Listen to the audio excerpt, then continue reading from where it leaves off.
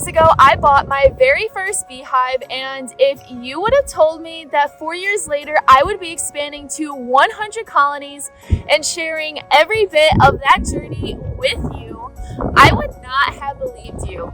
But in all honesty, beekeeping has changed my life, and you have changed my life. So before we get back to the excitement of the new pollination hives, I just wanted to say thank you to you and this community that we have built together. The efforts of one person can't move mountains. It's the strength of us all working together that makes a change. And that, my friends, is exactly what we're doing. So let's go and make some splits.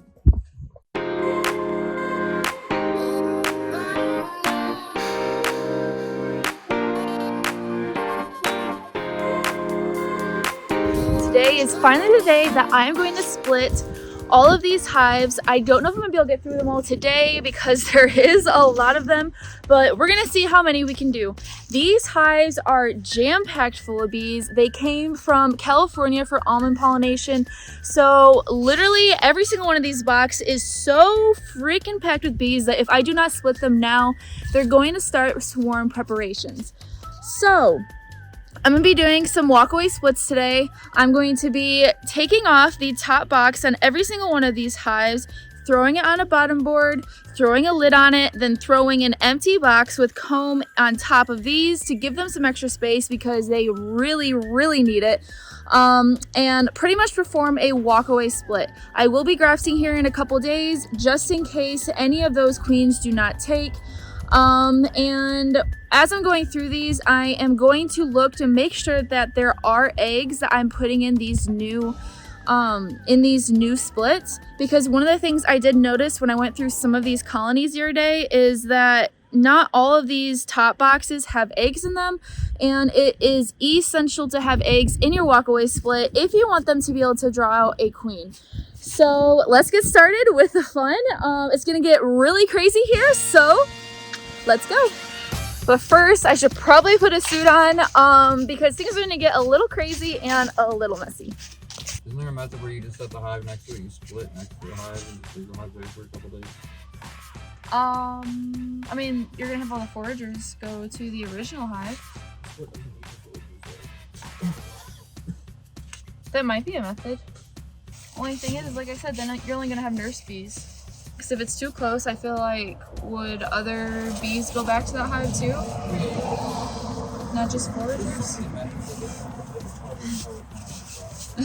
Just try them all. See which way works the best. God, I missed this. Putting on a bee suit, getting ready for the chaos.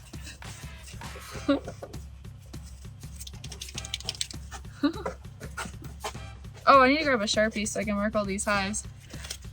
My goal this year is to be able to beekeep in just a veil. So I'm transitioning to wearing a jacket for now. Yes, I know it's still cold, so I have pants on, so it's kind of cheating in a way. But eventually, we'll like to be just a veil. Oh wait, I need water because I'm not going to be drinking water for a while. Oh. Don't forget to hydrate. Hydrate or dihydrate.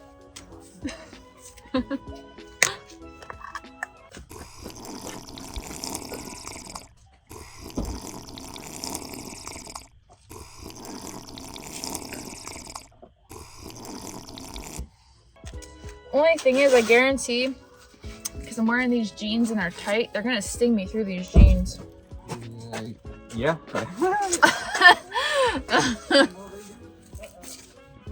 Huh? Because my sweatpants were just barely thick enough that they could just barely not be able to get all the way through. I'd feel like the little tip of it, but that was about it.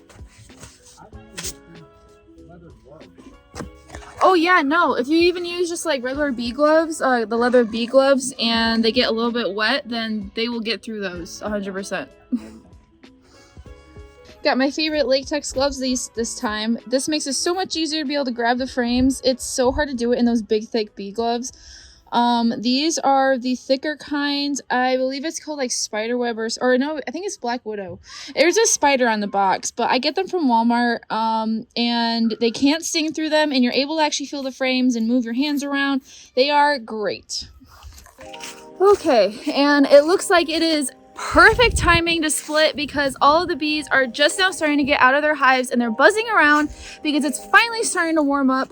It was a little cold this morning, so they're a little clustered, and I don't really like to do splits when they are clustered like that. So let's have some fun.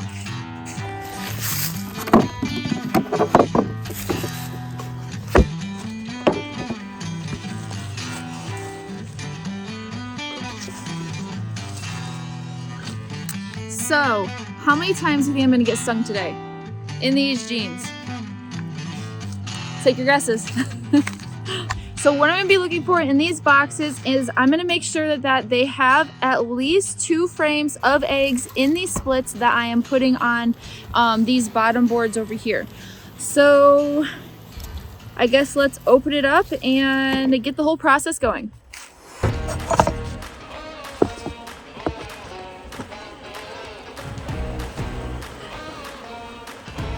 Dang it. Oh, it's not gonna work.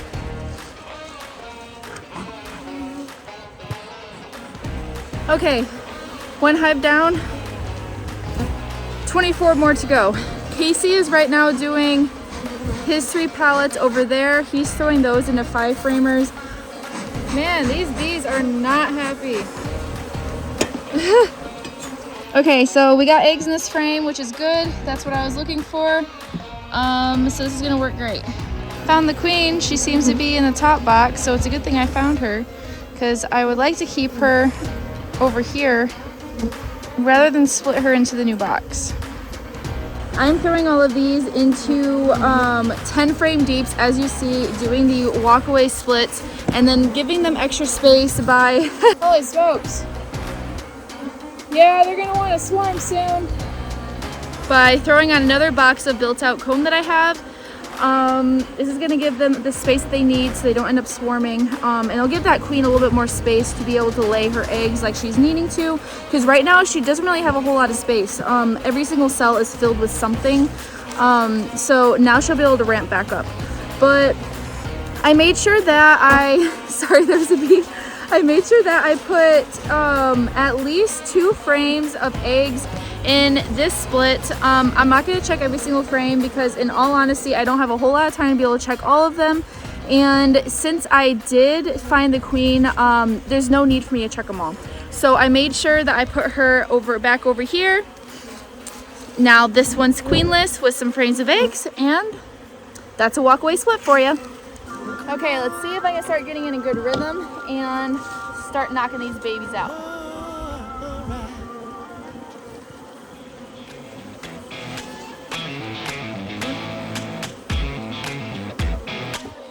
So I am aware that it is possible I could get a queen in one of these splits, and what I'm going to do is check which one has queen cells, and obviously whichever one has queen cells be the one that does not have a queen, and try to arrange things as such. Oh hey, here's a queen. For some reason she's in the top box today. Honestly, that's the only place she has room right now, so I don't blame her. So I'm gonna throw this over here on this bottom board while I go through that bottom box, make sure it has some eggs for them. I might just take that frame that she's currently working on and shake her off of it and use that as the frame of eggs because it's completely decked out since they're freshly laid.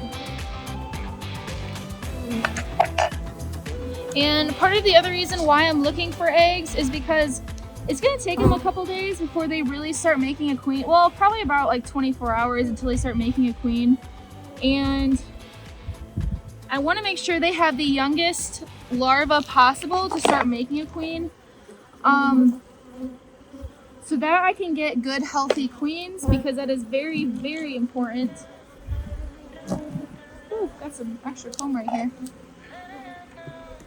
So by using eggs, it's going to give them a little bit of a buffer that they're going to be able to make a couple rounds of queens, and that's exactly what I want. All right, let's go to the middle, look for some eggs, and then this is good to go. Another queen. Oh my God, I got 2 queens in this hive. Like, check this out. Got 2 queens. That worked out perfect. Let me double check real quick though. Make sure she didn't somehow just like run down the box or something. So I believe she was on one of these frames. Okay, and this is why I checked. So she could have ran down to that bottom box. And I think that's what happened. So I think there is only 1 queen in here. That's why it's always good to double check. Starting to make queen cups. So it's a good thing we're doing this. As soon as I pulled that frame and I put it back, she must have ran down that bottom box, but that works out. Now I can leave that bottom box for her instead of having to take out some of the eggs in this hive, because there is a pretty good amount of eggs currently in this box, so works out perfect to me. And I'm gonna leave the pollen patty in the split, because they're gonna need that extra nutrients, especially if they end up losing some of their foraging force. Makes a difference, so. Yeah, this is how you know they need to be split. That is a lot of bees. Give them an empty box.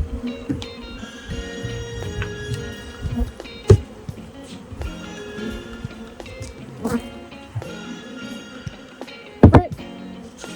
And we are good to go.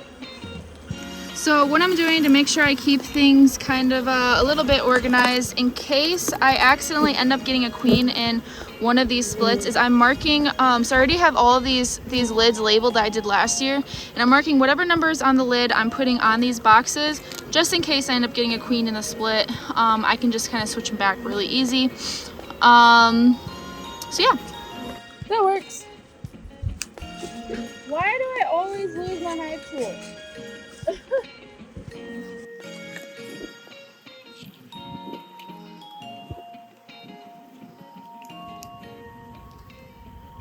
Beautiful.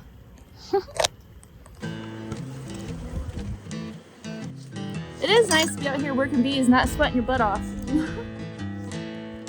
They're really eating down this pollen patty I put on here. See? They're really liking that. It was like all the way out to here. I bet you the reason why the queen has been in these top boxes is because it was a little cold. If I had to guess at least, because have you been having the queen in your tops? Have you been finding the queen in the tops of your boxes? Yeah, me too. It must have been because it was a little chilly. She must have moved up. But I don't know, the bottom's like jam-packed though too, so that could be why. This one's laying really good. This whole entire frame has eggs. I'm afraid she's probably gonna be up here if I had to guess. Yep, there she is. Top box. She's beautiful. Yep, so she is right there.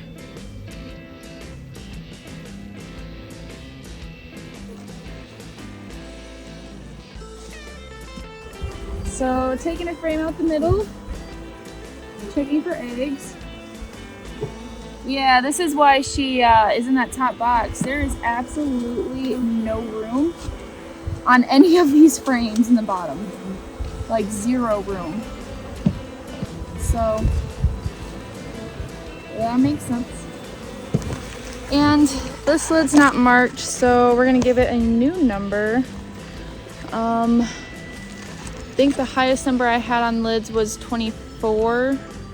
So let's mark this as 25. 25. Okay. Okay, first pallet done. Have 3 more pallets to go. We're going to move these out once we're done with all of them. Moving them to a different location, And yeah, so how I'm doing this in order to make this the most efficient that I possibly can is the first thing I'm doing when I open up this colony is I'm moving the frame feeder over, because every single one of these, top and bottom, has a 2-gallon frame feeder in it.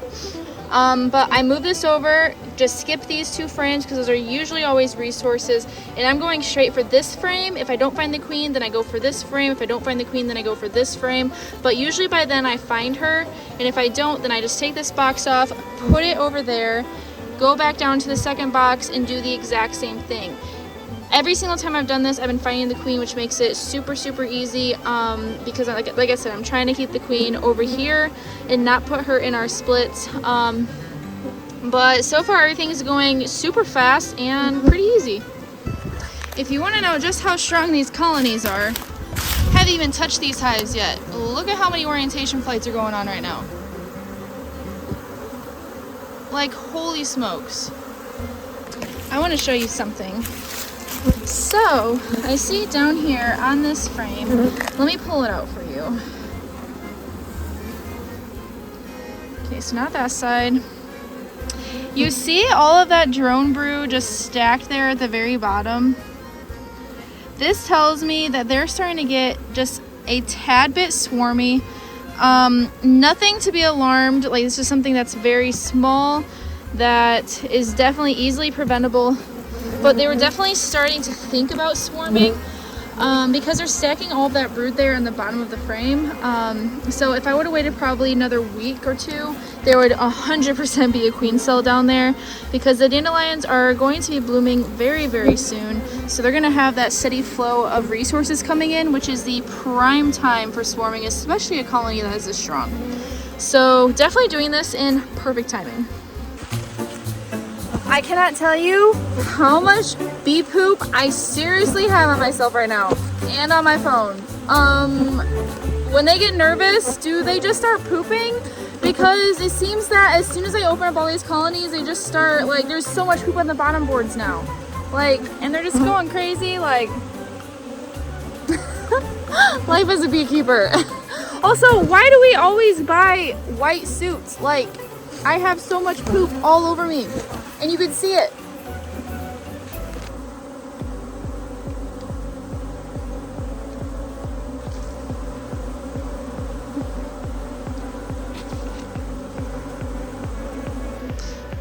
You see all that fresh poop? Oh my goodness. And that is that. Got all of these pallets split. I did decide to make 2 of them a triple stack. I tried both of them 2 different ways. One of them I checkerboarded some of the frames so that there was 4 frames up here that are completely built out with brood and bees on them. And this one I just threw straight on, and I'm gonna see what happens with that. Believe it or not, it only took 2 hours to split all those, which is like record time. So I'm pretty impressed with that. Now Casey and I are just going to carry out all of these that I have split. We're not leaving them here because of course we don't want all the foragers to go back to the original colony. So we're gonna take those out and put them at a different yard. So yeah, thanks for following along today, guys. I keep having bees like climb in my suit and sting me. I've gotten stung 7 times so far today. So I guess I better get used to getting stung more. That's just the life of being a beekeeper, but I love it regardless. So I hope you guys are doing well, and I hope you guys enjoyed this video. I am so thankful that you guys are here watching this video. It really means the world to me that you guys are literally just even here. So thank you so much, and I'll see you guys soon. I cannot believe how much poop is seriously on my hat. Like, don't wear white to the bee yard.